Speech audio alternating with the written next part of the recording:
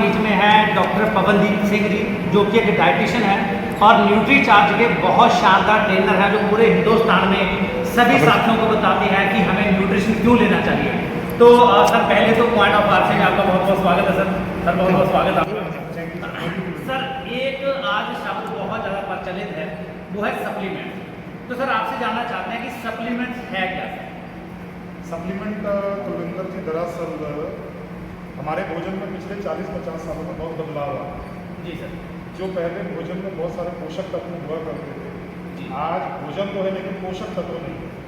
हमारे एक बड़े अच्छे लीडर हैं, वो बोलते हैं हमारी भोजन वाली थाली पोषक तत्वों से खरी। जी। खाना तो है उसमें लेकिन पोषक तत्व नहीं। तो वो पोषक तत्वों से हमारा शरीर चलता है, भोजन से हमारा शरीर नहीं चलता।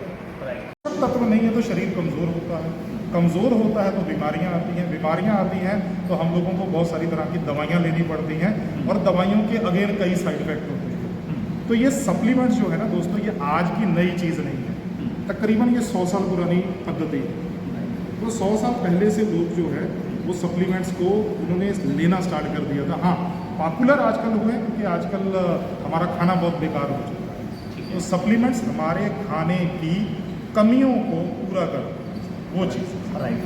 तो दूसरा क्वेश्चन सर ये है कि बहुत सारे साथी हमारे ये कहते हैं कि सप्लीमेंट जो है हमें वो लंबे समय तक नहीं लेनी चाहिए, तो वो एक एज लिमिट रहती है, उसी समय तक लेनी चाहिए। तो क्या सर ये सप्लीमेंट, जैसे आपने बोला कि ये पोषक तत्व हैं जो आज हमारे खाने से वो पोषक तत्व नहीं मिलते, तो क्या ये लंबे समय तक हम सप्लीमेंट को ले सकते हैं? जब वो पार्टिकुलर एज रहती है उसी तभी तक हम ले सकते हैं? ये डिपेंड करता है उस पर्सन के लाइफस्टाइल के ऊपर। राइट।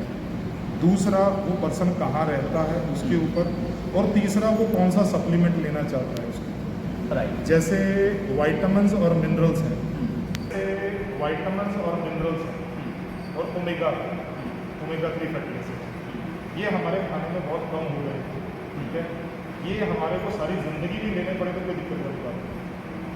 लेकिन कुछ ऐसे तरह के प्रोडक्ट होते हैं या कुछ ऐसे सप्लीमेंट्स होते हैं जिनकी पूरी लंबे समय तक ज़रूरत है, तो वो हम लोग टाइम लिमिट के लिए भी ले सकते हैं। ठीक है। जैसे बॉडी को डिटॉक्स करना तो कुछ सप्लीमेंट होते हैं। ठीक है।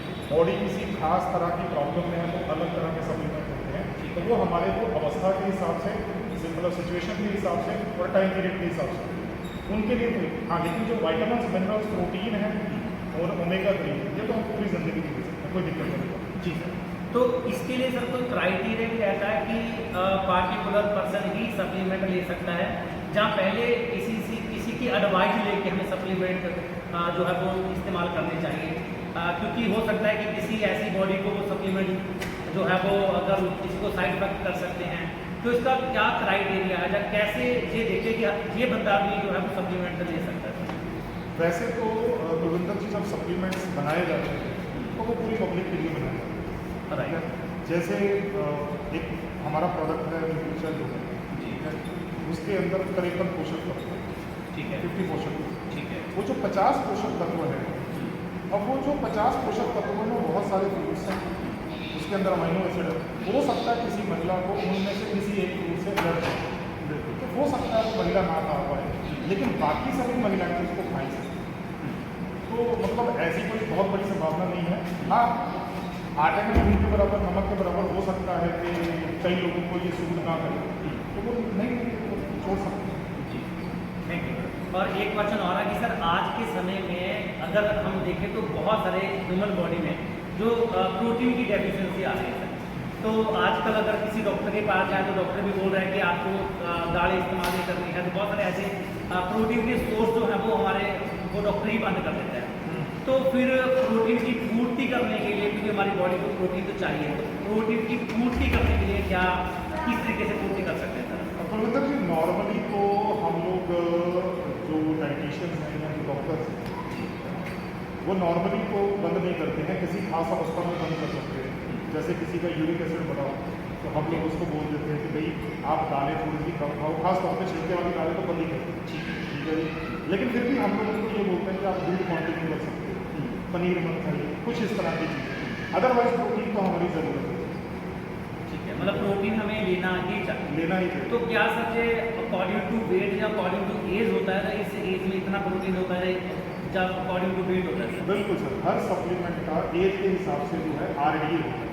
ठीक है, वैसे तो पूरी दुनिया का RDA जो है विश्व स्वास्थ्य संगठन बनाता है, WHO। ठीक है, भारत का जो RDA है वो ICMR बनाता है और national institute of nutrition Hyderabad, ये दोनों मिलकर WHO के साथ काम करके भारत के लोगों के लिए RDA बनाते हैं। तो प्रोटीन का भी RDA होता है, वाइटामिन और मिनरल्स का भी RDA होता है। इसीलिए अगर आप देखेंगे ना तो बच्चों के लिए अलग सप्लीमेंट्स आते हैं, महिलाओं के लिए भी अलग सप्लीमेंट्स आते हैं, पुरुषों के लिए अलग सप्लीमेंट्स आते हैं, जो वेट ट्रेनिंग करते हैं उनके लिए अलग सप्लीमेंट आते हैं, जो किसी खास तरह की अवस्था में उनके लिए अलग सप्लीमेंट आते हैं। तो इस तरह से मतलब अकॉर्डिंग टू उनकी जो चेंजेस है, बॉडी चेंजेस है या बॉडी हैबिट्स है, उस हिसाब से चेंज होता है। राइट।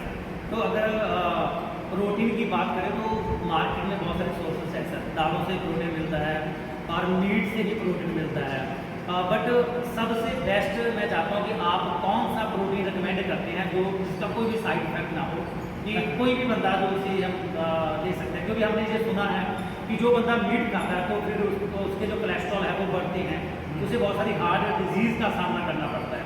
बट एक बंदा प्रोटीन भी लेना चाहता है और वो हार्ट डिजीज से भी बचना चाहता है, तो वो कौन सा प्रोटीन वो ले कि उन्हें हार्ट डिजीज भी ना हो और जो बॉडी की डेफिशिएंसी है वो भी पूरी हो जाए?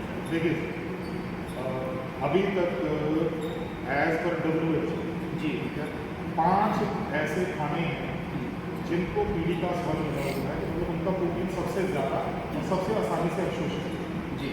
तो वो 5 में से सबसे पहले दूध, मिल्क प्रोटीन, ठीक है, दूसरा है वे प्रोटीन, वे प्रोटीन, ठीक है, तीसरा है केसिन प्रोटीन, जी, सोया प्रोटीन, ठीक है, और एक इसमें नॉन वेजिटेरियन चीज़ आती है एग वाइट, अंडे का सफ़ेद हिस्सा। जी। केवल ये 5 खाने हैं जिनको WHO ने बोला हुआ कि इसका पीडिकास 1 है, राइट, ठीक है। और इसमें वेगन प्रोटीन केवल एक ही है, वो है सोया प्रोटीन। ओके, तो नॉर्मली अगर किसी का यूरिक एसिड या थायराइड की दिक्कत नहीं है तो उस बंदे को आसानी से आप न्यूट्रीचार्ज का जो अपना सोया प्रोटीन है वो आसानी से आप रेकमेंड कर सकते हैं, क्योंकि कई बार क्या होता है whey protein, casein protein, milk protein, ये तीनों दूध से बने हुए प्रोटीन, कई बार किसी बंदे को लैक्टोजन इंटॉलरेंस होता है या दूध को नहीं पचा पाता, तो फिर उसको वो ये तीनों प्रोटीन नहीं दिए जा सकते। राइट।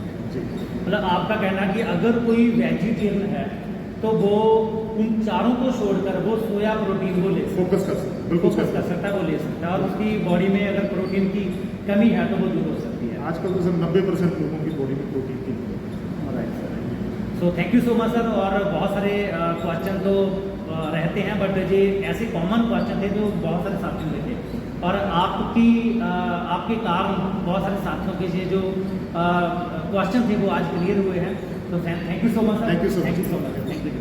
और साथियों आज आपने देखा कि पवनदीप जी ने आज हमें बताया कि हमारे लिए सप्लीमेंट कितने ज़रूरी है और प्रोटीन हमारे लिए कितना ज़रूरी है। और साथियों अगर आप इस चैनल के ऊपर बिल्कुल नए हैं तो इस चैनल को सब्सक्राइब, लाइक और शेयर जरूर करें। मिलते हैं नेक्स्ट वीडियो में, तब तक सभी साथियों को जय आसिया।